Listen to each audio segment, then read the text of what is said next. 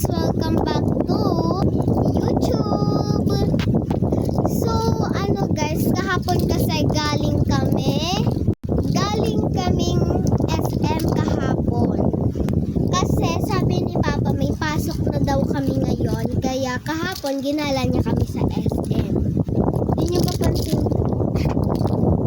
So naglaro, pagdating namin doon is kumain muna kami ng shawarma, tapos naglaro kami ng kapatid ko sa yung maliit na kidsuna ba?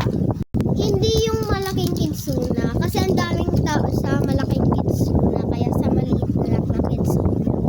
Tapos nag-token-token pa kami, naglaro kami sa token-token. Pero bago kami maglaro sa token-token, sumakay lang ako dun sa swing na pagano'n.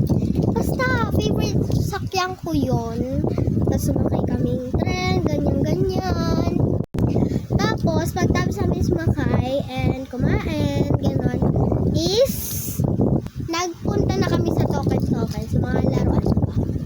Tapos, natutuwa ako kasi nakakuha ako ng dalawang ganito. Alam niyo yung sa yung pipindot ka, igaganon mo, tas aanar yung sa loob. Tapos pipindutin mo kung kukuhain mo na yung kunyari ganito.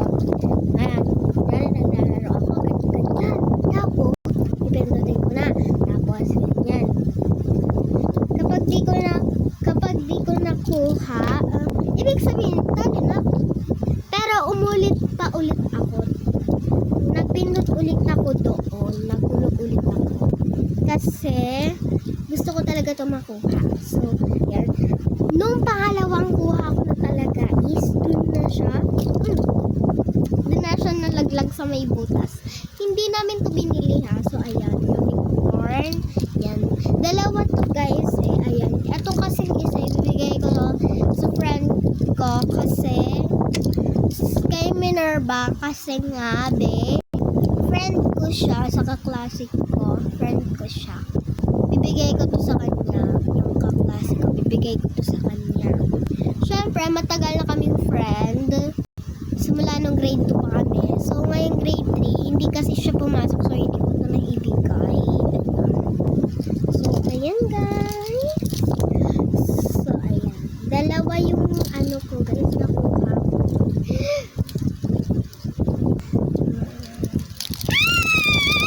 Pag pumunta ulit kami doon, titingnan ko kung meron akong stock neto.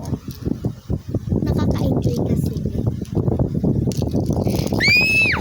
Dati wala akong nakukuha. So, sabi ni Mama, for